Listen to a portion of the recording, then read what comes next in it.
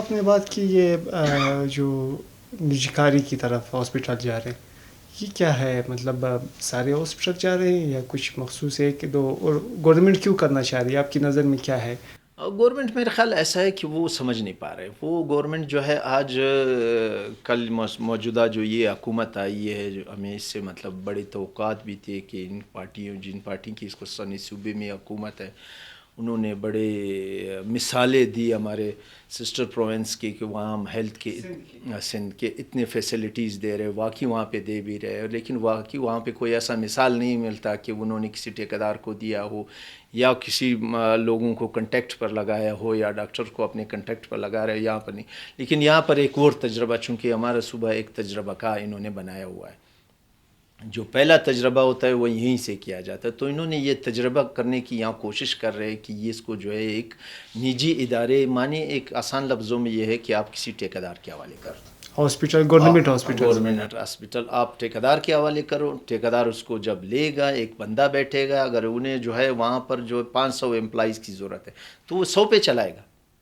اگر وہاں پہ کوئی پیشنٹ آتا ہے تو اگر وہ آج جو ہے ایک سی بی سی ٹیسٹ جو عام نارمل ٹیسٹ جو ڈاکٹر لکھتا ہے وہ جو ہے 50 روپے پہ ہو رہا ہے، تو وہ ٹھیکیدار جب آئے گا وہ کم سے کم اس کا ریٹ بولے گا چلو عوام اور پبلک کے لیے وہ کریں گے، گورنمنٹ بھی ان کے ساتھ وہ ہوگا، فنڈ تو گورنمنٹ کا ہے.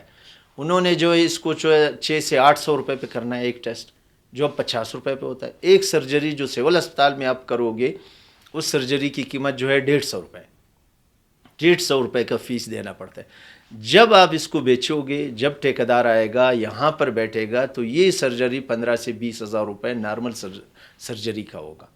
اسی طرح پھر مختلف چیزیں ہیں. تو ہمیں یہ خدشات ہے، ہمیں صرف ہمارا احتجاج ینگ ڈاکٹرز اور دیگر جو ہمارے طبی عملہ ہے ان کا جو احتجاج ہے، ہمارا مقصد یہ ہے کہ یہ صوبہ ہمارا ہے، یہ قوم ہمارا ہے، یہ وطن ہمارا ہے، اسی مٹی سے ہم پیدا ہے. تو ہم کہتے ہیں کہ ہم اپنے عوام کو، اپنے پولیٹیکل لوگ کے، اپنے سول سوسائٹیز کو جو ٹیکنیکل مسائل ہے ان کو آگاہی دے اور انہیں یہ شعور دلاوے کہ آپ کے ہاسپٹل کو بیچا جا رہا ہے. ہمارا صرف اتنا فرض ہے، ہمارے احتجاج کا مطلب یہ ہے. اس پر ہم نے احتجاج کیا تھا. تو ٹھیکیدار اور نجی جو ادارے ہیں ان کو جو بیچا جا رہا ہے، یہ تجربہ سے یہاں پر ہو رہا ہے. Business model. اب میں اس کا ایک مثال دیتا ہوں. اب میں جو ہے انہوں نے جو ہے جو ہمارے اس ٹائم کے وزیر اعلیٰ ہے جناب سرفراز بگٹی صاحب، ان کے ہاں جو ہے ایک RHC تھی جو ہاسپٹل کا شکل، وہ پہلے انہوں نے جو ہے اس کا پورا سالانہ فنڈ جو تھا وہ 95 لاکھ روپے تھے، 95 لاکھ پورے سال کے تھے. اب جو ہے وہ دے رہا ہے، اب جو وہ ایک کسی پرائیویٹ اس کو دیا جا رہا ہے، اس میں جو ہے انہوں نے 95 کروڑ کے قریب. یہ کس کی بات کر رہے ہیں؟ یہ بیکڑ جو ہے ڈیرہ بگٹی میں ایک چھوٹا سا ہاسپٹل ہے. اچھا.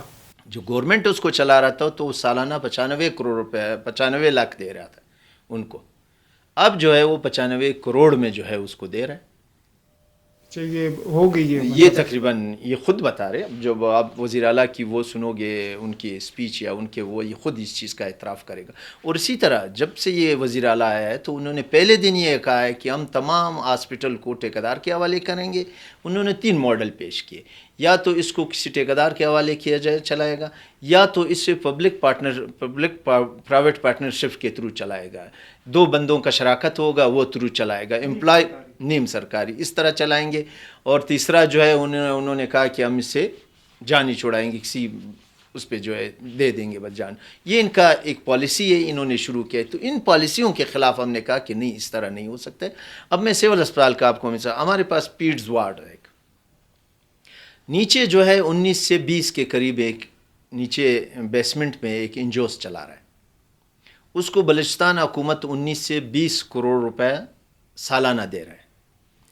اور جو اوپر جو ہے 120 بیڈڈ سے 150 کے قریب جو بیڈز ہے، جو پیڈس کا وارڈ ہے، بچوں کا جو وارڈ ہے، وہاں پر گورنمنٹ جو ہے سالانہ اس کو جو ہے 95 لاکھ روپے دیتے. اب ٹیکس ہمارا ہم سے ہی کٹتا ہے، ہمارے صوبے کے عوام سے کٹتا ہے، ہم سب سے کٹتا ہے. اب وہاں آپ سہولیات نہیں دے رہے ہو.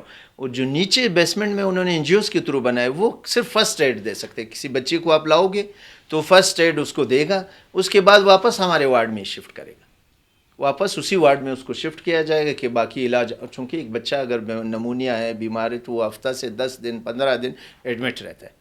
لیکن وہ صرف زیادہ سے زیادہ ایک دن وہ این جی اوز کے اس میں ہوگا جس کا 19 کروڑ روپے ہے، جہاں پیٹرز وارڈ ہے جی سالانہ، وہ جو پیٹرز وارڈ ہے اس کا 95 لاکھ روپے.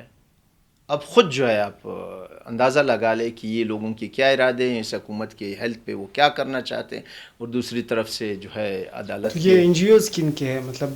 این جی اوز بھی ایسی ہے، یہ میرے خیال میں اس ٹائم جب جام صاحب وزیر اعلیٰ تھے ان کی فیملی کا کوئی وہ ہے کہ انہوں نے وہ سرکار کے زمین کو پراپرٹی بھی وہ یوز کر رہا ہے، گیس بھی سنڈے بن اسپتال کا لے رہا ہے، بجلی بھی لے رہا ہے، پانی بھی لے رہا ہے، وہاں پہ پبلک کا رش بھی جو ہے وہ سول اسپتال کو سنبھالنا پڑتا ہے، وہاں پر سب کچھ ہے.